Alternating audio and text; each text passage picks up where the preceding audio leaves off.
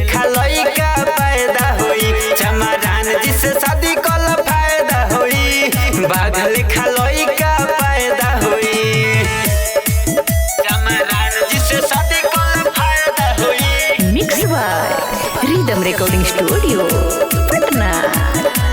बाघ लिखा लइका पैदा होई, केतनो खोजबे ना मिली भतार रे, होला चमार जी के लइका बरांड रे, हे बरांड रे, केतनो खोजबे ना मिली भतार रे, होला चमार जी के लइका बरांड रे।